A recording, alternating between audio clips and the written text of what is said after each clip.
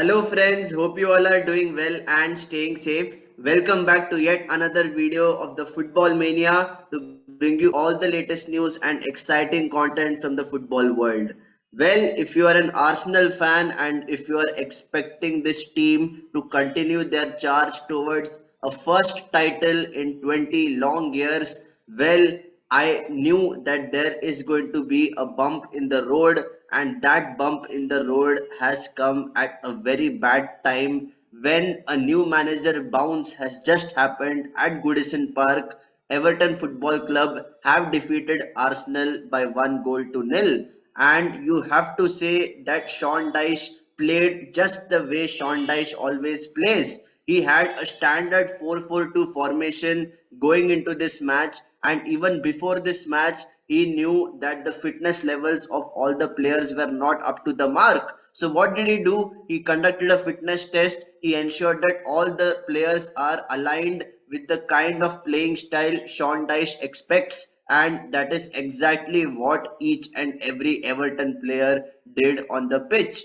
And Mikel Arteta would be knowing that Sean Dyche only knows one way to set up his team. He's tactically very adept, and everybody knew that Mikel Arteta had to break through the physicality of Everton in order to beat Everton at Goodison Park. And over so many years, Arsenal's record at Goodison Park has been horrendous. And to say the least, the first half was just abysmal by the Gunners. Well, they had their starting 11 playing, which has been so standard for so many matches, and I expected Thomas Partey to start in spite of having a niggle in his thigh, and I expected a lot of intensity, and all that intensity went out of the window, my friends.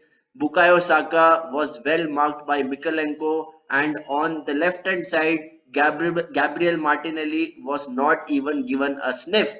Yes, the young lad has signed a new contract with Arsenal, but it was time to prove his mettle on the pitch and have the icing on the cake by scoring a goal. But that never came because Everton were so resolute at the back.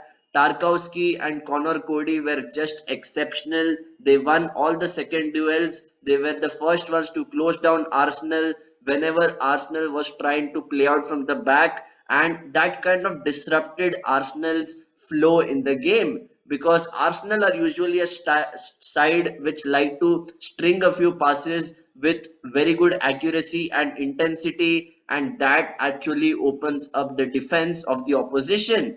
But Everton never allowed that because they were completely in control of the match.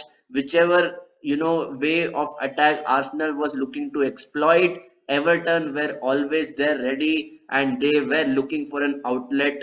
And Calvert-Lewin is a gem of a player when it comes to holding the ball, linking up with his teammates as a number 9, and always being a threat for your team. And obviously, you are going to suffer if you allow that kind of physicality to dominate.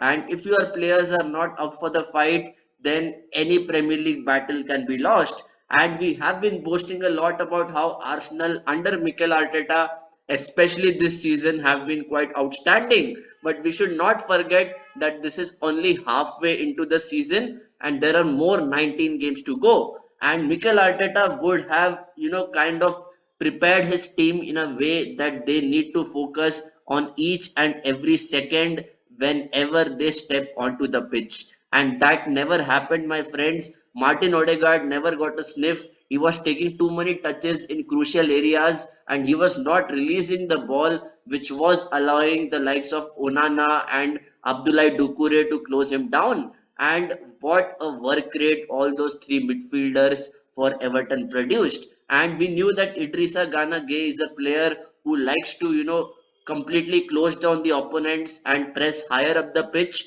And even the press of Everton was so effective because every time Arsenal was looking to play out from the back, they never had more than 5 seconds time on the ball. That was how intense Everton was in terms of their press, and defensively they were quite outstanding. And even the goal which Everton scored came from a set piece because I knew for a fact that the only way to trouble Arsenal in this match was to use Everton's physicality. And in that set piece, Martin Odegaard is completely, not having that kind of physicality, and Tarkowski is having an easy header on the far post and he just has to put it on target. Aaron Ramsdale has no chance. It was 1-0 to Everton with still 30 minutes to go. And I was expecting Mikel Arteta to make a couple of changes. I knew that Martinelli was not having a good game, so it was time to bring on Leandro Trossard. Even Trossard tried, he had a couple of shots and it was off target. And even in midfield, I never knew that he would bring on Jorginho. And Jorginho has been a player who has been subpar for Chelsea. There have been a lot of people who have criticized Jorginho for his lackluster performances, and sometimes he becomes invisible on the pitch. That is exactly what we saw, my friends. As soon as he came, Arsenal conceded a goal, even though it was not his mistake. So that just goes to show that this Arsenal team is still having some areas of concern, and at the moment they are still top of the table. But should Arsenal fans be worried? Well, I feel that this is not the time to get too concerned because they are still, having a 5 point cushion at the top, and they have played the same number of matches as Manchester City. But it will be interesting to see how Arsenal bounces back from this situation. It is two back-to-back defeats, one in the FA Cup against City and now against Everton in the Premier League. They have their next match up against Brentford and they have to get the fans behind them in order to secure all 3 points. I have been saying all the way long that the fans play a really crucial role, and now it is time to back the team so that they can deliver the performances on the pitch.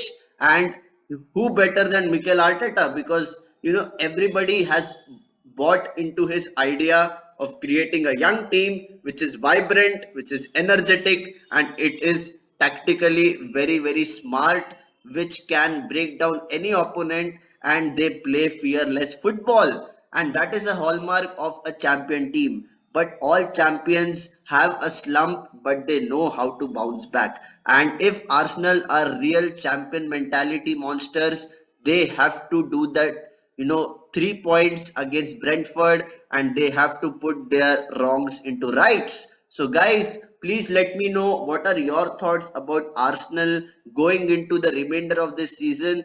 Do you think they will compete?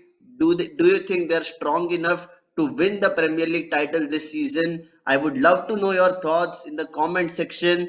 And if you like this video, please do me a favor, hit the like button and hit the subscribe button, because I'll be coming up with lots of content from the world of football. So please stay tuned, and until next time, stay safe and take care.